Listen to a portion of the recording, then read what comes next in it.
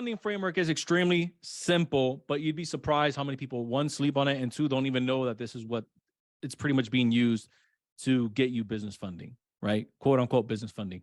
So this would be a really simple Chase Business Inc., US Bank, and Citizens Bank.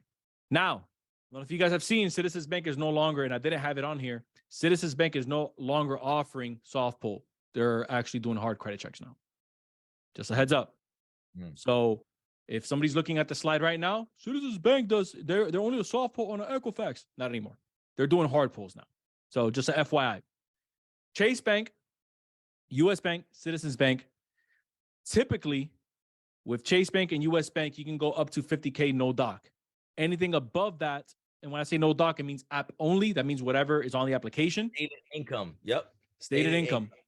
Stated income. So no doc, app only, stated income. It's all the same thing. I'm just giving it to you in 3 different ways because there's different type of people in here that maybe you're wondering which one is which. It's all the same thing, right? Up to 50K for US Bank and Chase Bank. And typically the threshold that I've seen with Citizens Bank is right at 35 threshold.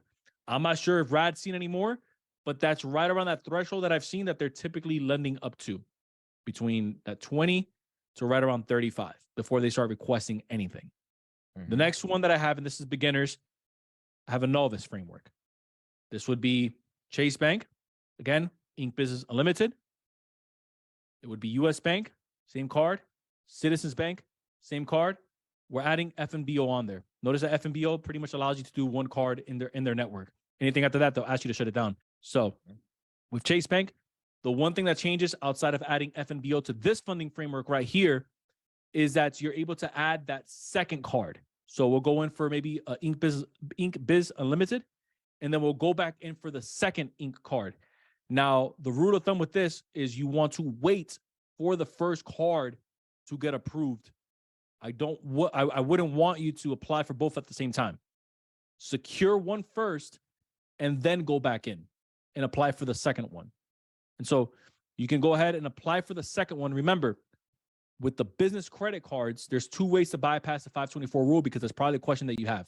Where the 524 rule is, if you're new to this game, 524 rule pretty much states that you can't have more than 5 no accounts in the last 24 months. 2 ways to bypass that is if they're business credit cards, business loans, mortgages, auto loans, they don't count toward new accounts. Second way to bypass that, which is every account that you see here. Second way to bypass that, ladies and gents, is going through a relationship manager. So I know that Rad mentioned earlier, one of the ways that you guys can do a credit card stacking sequence is applying and then just shock, I don't want to see shocking the application because that would mean you're doing it to different banks. You pretty much have all the windows open and then you're hitting submit for all of them. That's one way.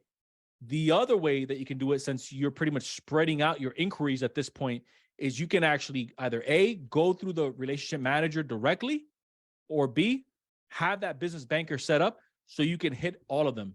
I usually like to hit them in the same in a 72-hour window. And so I know that if I can do Chase with the business banker, US Bank with the business banker, I don't have to be in person. If they can email it to me, a DocuSign, even better, right? Because this is how we do it with our clients.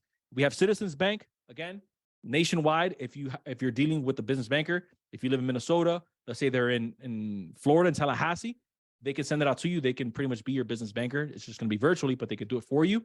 And then with FNBO, you can submit it online. You don't have to feel like you're under the gun to submit all the applications at once. And so I just wanted you guys to know that, because those are 2 different approaches. One is you can have all the windows open, which I have clients that don't have these relationships. And then the other route is if you have the relationships, just spread them out. Just make sure you're hitting them all in the same week. Does that make sense so far? Perfect sense. We'll go a little bit more advanced though. So we still have Chase at the top. The reason why we're keeping Chase at the top is because you guys know that they are inquiry sensitive and they're also new account sensitive, even though the new accounts, as long as they're on the business side, they're not as important. So really what we're playing with here is how we're staggering the increase. So we have Chase. Again, we're hitting the Inc. So we're essentially doing the same thing that we did here. The difference is that I want you guys to pay attention to what I'm doing with US Bank now.